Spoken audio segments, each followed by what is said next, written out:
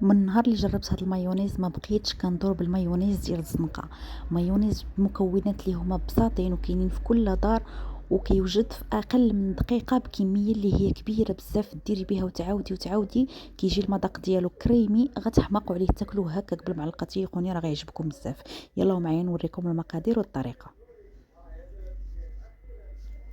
اول حاجه غادي ناخذوها، الا عندكم هذا الميكسور هذا، ما عندكمش غديروا غير الخلاط الكهربائي عادي.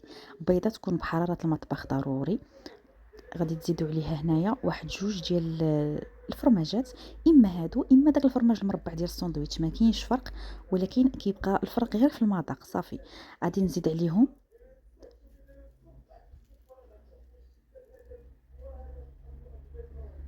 هانتوما كيف شفتوا، غادي نزيد عليهم هنايا شويه ديال الملحه باش كيجينا المذاق ديالو منسم وزوين، وشويه ديال الابزار.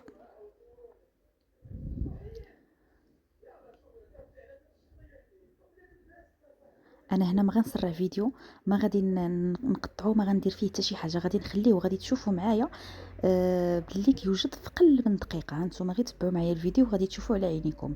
زدت هنايا واحد تقريبا واحد معلقه صغيره ديال الخل ضروري، هو اللي كيعطينا ديك الحموضيه.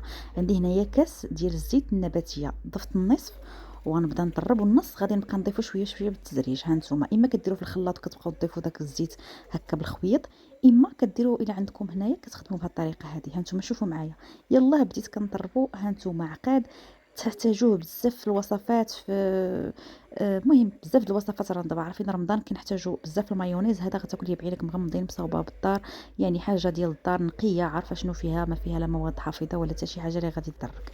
وكيجي كريمي، القوام ديالو كريمي، المذاق ديالو واعر واعر بزاف.